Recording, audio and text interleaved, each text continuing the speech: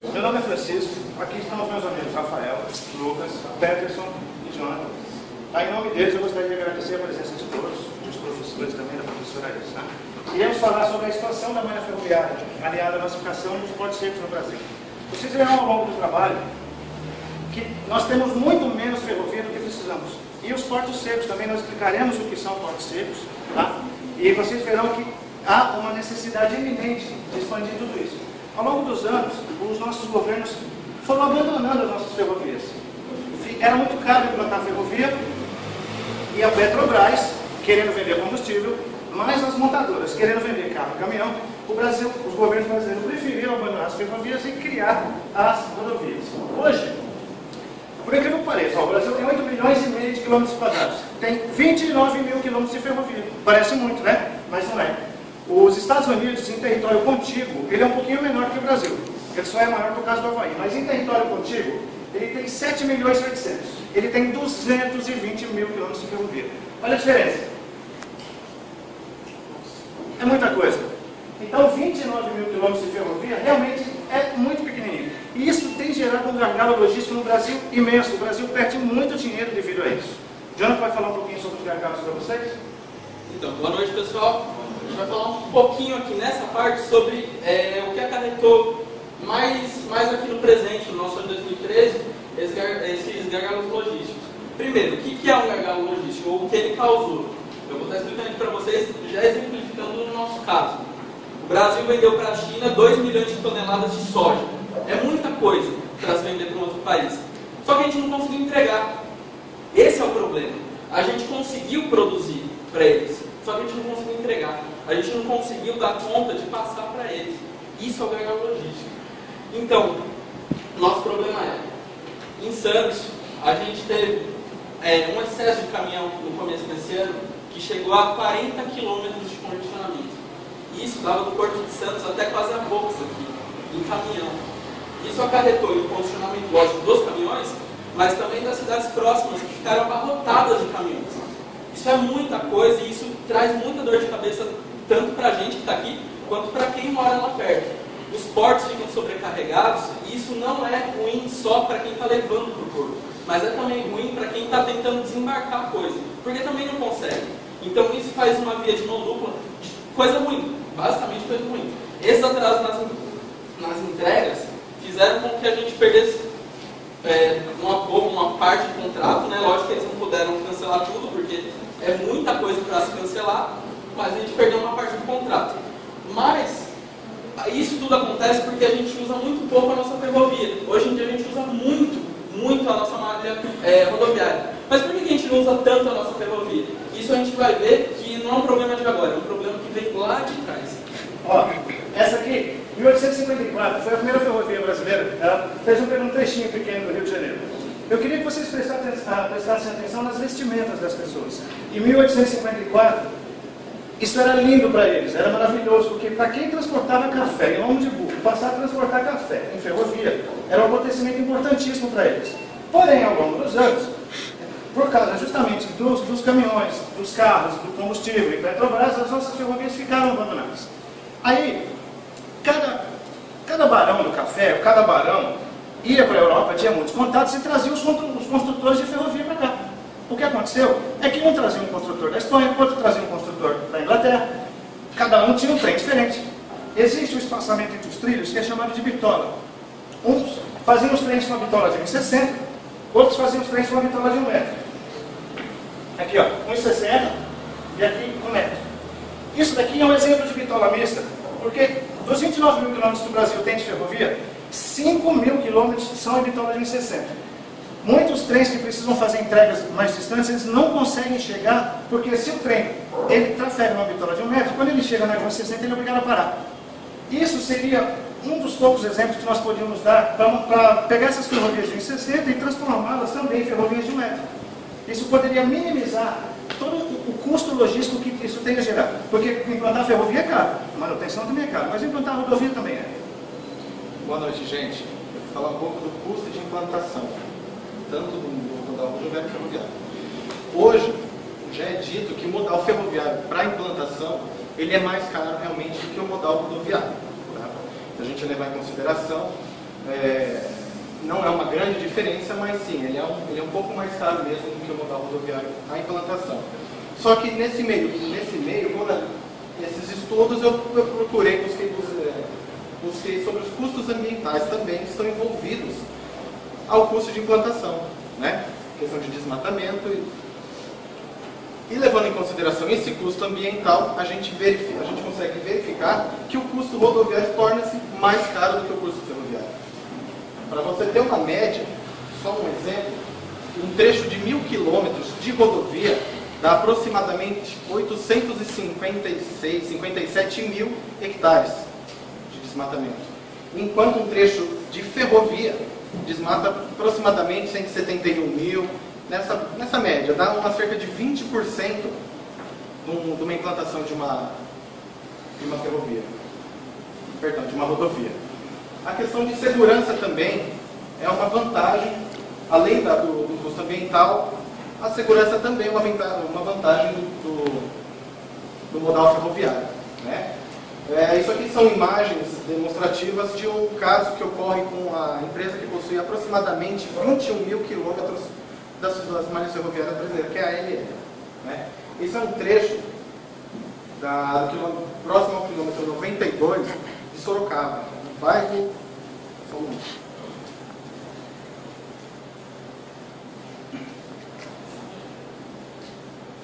O nome do bairro é Bairro Nova Esperança. Lá é onde ocorre o maior número de saques de cargas para a ANL. Eles já têm um projeto, eles já fizeram um projeto de desvio de contorno. Para isso, mais a DENIT, que é o Departamento Nacional de Infraestrutura de Trânsito, ainda não autorizou e não tem prazo ainda para essa prova. Uma outra questão nesse meio tempo é o tempo de carregamento e descarregamento. Enquanto um trem com 80 vagões no Porto de Santos demora aproximadamente 8 horas para fazer a descarga desses vagões, com a mesma quantidade de 240 caminhões, demora em cerca de 60 horas para a mesma quantidade de 80 vagões. Outras vantagens que possui o modal ferroviário é o prazo confiável. Por se tratar de uma ferrovia, um caminho direto, né, questão de trânsito, né, desse tipo de coisa, ele é um pouquinho menor. O aumento da competitividade do transporte de carga nos mercados, né? Precisão do monitoramento, já que não há desvio de rota. E a segurança, como eu já citei. Existem também as desvantagens, né? Que é o desencontro de linhas atualmente que a gente tem, a diferença de bitola. E o custo de frete, ele ainda é um pouco mais elevado que o custo de frete, dependendo da distância, do que o modal rodoviário que a gente possui. Mas, para chegar nesse tempo, para chegar onde a gente quer chegar, a gente precisa saber o que é um porto seco. Para quem não sabe o que é um porto seco, isso é um porto seco. Definitivamente não é um porto seco. Brincadeira pessoal, eu vou estar falando o que é um porto seco. O porto seco é uma receita ferroviária de transporte intermodal de mercadorias internacionais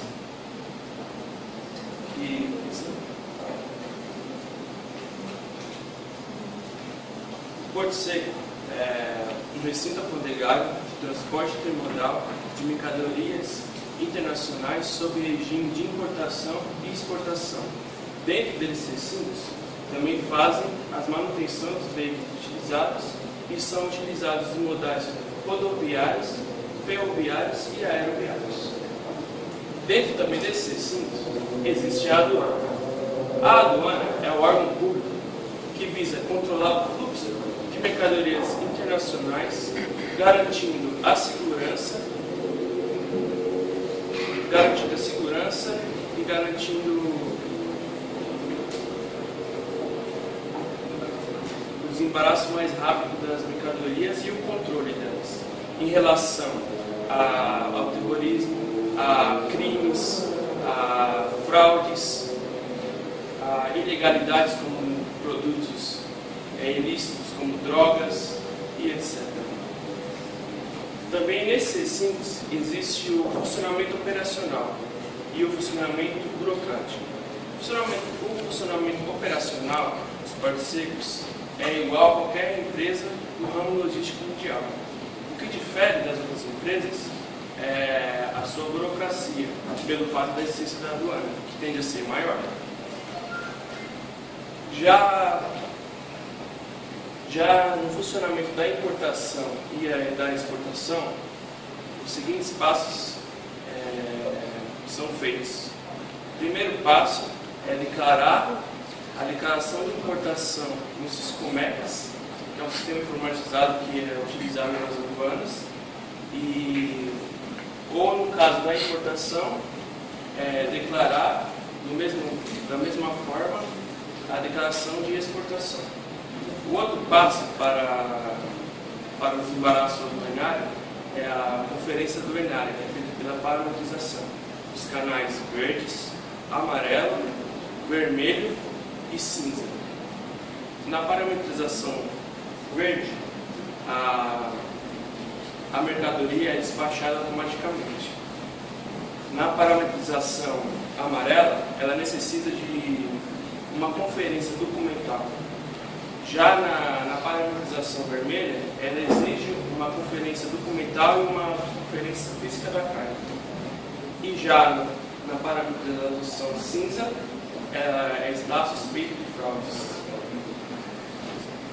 Aí, agora a gente vai ver também um pouco das vantagens do Porto Seco, tá? A gente viu alguns colegas nossos falar da multimodalidade dos transportes. O Porto Seco, ele pode agregar, ele não necessariamente agrega, mas ele pode agregar a multimodalidade com uma vantagem dele. Por exemplo, caminhões chegam até um Porto Seco, descarregam, e de lá há uma unitização dessa carga que vai por trem, por exemplo. Isso é uma multimodalidade que ajuda tanto em preço quanto até em velocidade de uma carga chegar até o seu destino final. Outra vantagem do Porto Seco é o rápido desembaraço aduaneiro. Por quê? Porque no porto, o porto primário, o porto molhado, como a gente conhece, ele está sempre muito sobrecarregado. Então, os portos secos ou portos secundários, eles ajudam a tirar essa carga do porto primário, a tirar essa carga do porto molhado. E é mais rápido, ajuda com que o cara que está tentando mandar a carga dele para a Europa, por exemplo, ele vai sair daqui, vai para um porto seco, a carga dele é desembaraçada muito mais rápido e vai muito mais rápido chegar no destino final dela. Então essa é outra vantagem muito grande. Outra boa vantagem que a gente cita é o DAC, é o Depósito Alfandegado Certificado. O que é isso? Ele é um regime especial que visa com que o comprador e o vendedor entrem em um acordo cambial, que quando o câmbio favorecer ambas as partes, eles possam fechar esse acordo, só que essa carga não vai direto para o comprador. Essa carga ela vai ficar parada por um tempo no Porto Seco, mas ela já está vendida. E ela já consta como sendo do outro país, toda tranquilinha, tudo certinho. Outra vantagem é o maior tempo de armazenagem da carga importada. Quando uma carga vem de fora e vem para um porto molhado, ela pode ficar no máximo 90 dias no porto. Quanto dentro de um porto seco, ela pode ficar até 120 dias. Parece pouco, mas 30 dias é legal para conseguir dar um escoamento melhor para essa carga. A unitização e a desunitização. É o exemplo que a gente estava falando. Muitas vezes para o pessoal que produz, que a gente é produtor mesmo, então a gente pode produzir, mandar tudo para um porto seco, e o porto seco unitiza essa carga. Junta essa carga para mandar tudo direto para o ponto seguinte, para o próximo ponto. Quando essa carga está vindo, ela pode vir unitizada e ela chega no porto seco e eles separam essa carga para escoar melhor para os outros pontos. E lógico, o melhor escoamento das cargas. As vantagens, o único que eu posso citar é a demora nas licitações para implantarem mais portos secos. Porque é muito difícil ter uma desvantagem dentro de um porto seco, já que é um posto que visa realmente tirar a carga dos nossos portos principais. E por que a gente bate tanto nessa tecla de escoar melhor, de ter mais porto seco, de ter mais ferrovia? Justamente porque a gente tem muito gargalo logístico. E aí vocês vão ver um pouquinho dessas consequências. O Brasil perde ao ano cerca de 185 bilhões em custos esses que são realocados diretamente ao consumidor. O Brasil também tem muitos problemas por ser muito dependente da malha rodoviária, sendo que apenas 18% das rodovias são asfaltadas. Dentre essas consequências, o Brasil também enfrenta com os gargalos logísticos, temos o caso da China, que cancelou cerca de 2 milhões de toneladas por falta de entrega e cumprimento com o contrato. A falta da infraestrutura, com toda certeza, é o maior dos problemas da logística brasileira. O Brasil, em comparação com países do mesmo porte similar, como Índia, China e Rússia, está por último na questão de infraestrutura logística.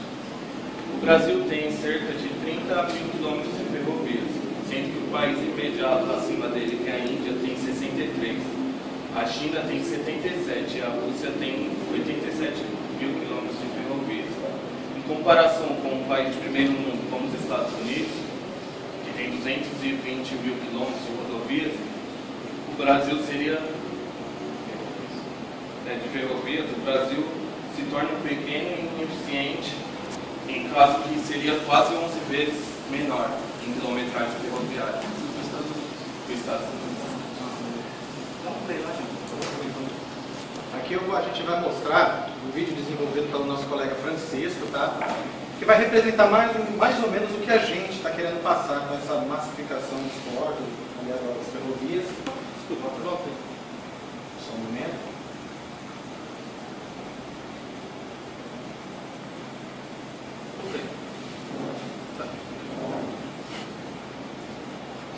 É um videozinho curto que a gente desenvolveu, na verdade, Francisco fez para a gente, onde representa o que a gente quer passar para vocês, que é essa integração dos dois, o ferroviário com o porto seco, né?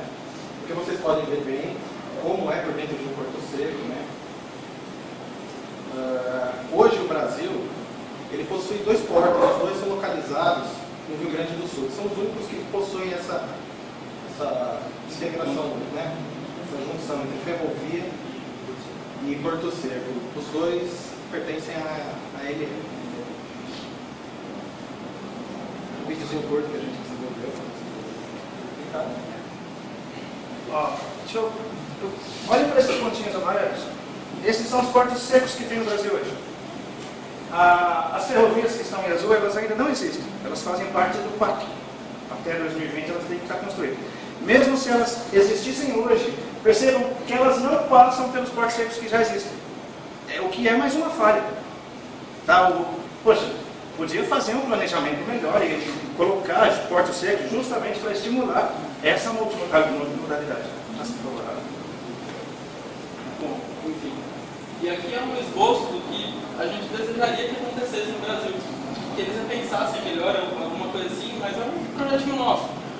Aqui a gente mostra, nos pontos vermelhos, verdes, em todas essas linhas mais verdes, como poderiam existir mais ferrovias, como a gente tem um exemplo nos Estados Unidos, que poderia ajudar muito mais. Esse é um projeto do nosso trabalho, inclusive, né, que é a ampliação da malha ferroviária aliada à massificação dos portos.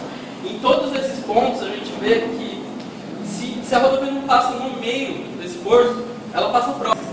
Justamente para isso, porque a gente sabe que em quase todos esses lugares tem uma rodovia, mas em quase nenhum deles tem uma ferrovia. E isso ajudaria muito em diversas coisas. A gente pode citar uma melhora dentro do próprio BRICS, que a gente, em questão de organização logística, a gente é péssimo, o penúltimo, lá atrás da África do Sul, né, hoje em dia. Então esse salto ajudaria muito a gente, até numa questão econômica, ajudaria muito mais. Nós temos muitos problemas de atraso logístico, que isso seria uma saída que muitos especialistas falam, batem em cima que essa seria uma saída logística para esses atrasos que nós temos. Passaríamos a perder menos contratos e a gente produz demais, como eu falei já mais cedo. A gente desperdiça muito dessa nossa produção, não conseguindo entregar a tempo, não conseguindo fazer com que uma carga que está aqui no meio chegue até o porto e vá para a Europa, vá para os Estados Unidos, vá para a China com rapidez. Nós somos bons, nós somos fortes, mas a gente quer mostrar para vocês aqui também que a gente precisa melhorar muito, inclusive dentro da nossa área, porque isso daqui com certeza vai ajudar todos nós que trabalhamos nessa área. E se a gente conseguir dar um passo para frente e conseguir levar a ideia à frente, a gente pode sim melhorar tanto o Brasil quanto melhorar a nossa classe, que hoje em dia é muito mal vista justamente por isso, porque a gente é muito Quebra galho. É muito quebra-galho das coisas. A gente deixa a desejar exatamente. Então, Está feito. está feito. Muito obrigado, pessoal.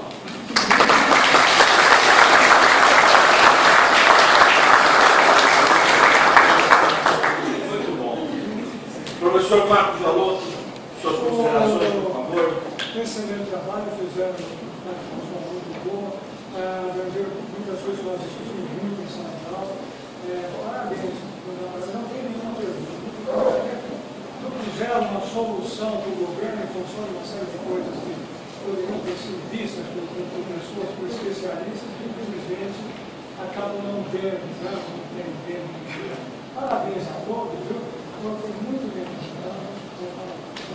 Professor Gilberto Cristiano, suas considerações, por favor. Eu gostaria de parabenizá-los pela profundidade com que pesquisaram o tema, pela segurança com que apresentaram também o tema, que isso é muito importante, né? Já estão prontinhos aí para daqui a pouco ser colegas nossos. E assim, uma das coisas mais interessantes do trabalho é, mais do que levantar uma problemática, trazer propostas, trazer soluções, que é esse o espírito dos TCCs que a gente espera.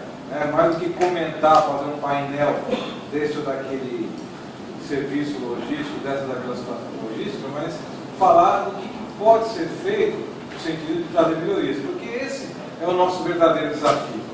A gente vê esse cenário hoje, quem assistiu o Fantástico ontem deve ter visto aquela matéria excelente sobre hidrovia, uma coisa que eu falava para vocês, quem foi meu aluno sabe disso aí, eu falava muito dessa questão das hidrovias e das ferrovias. O Brasil existe nesse modelo de transporte rodoviário há 60 anos, vendo que ele mesmo já está saturado há muito tempo.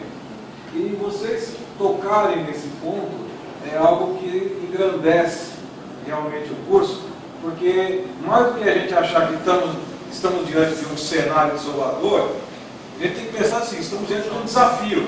E o nosso papel é mostrar que esse desafio pode ser vencido, que nós temos que ser esses agentes de transformação. Então, parabéns a todos vocês.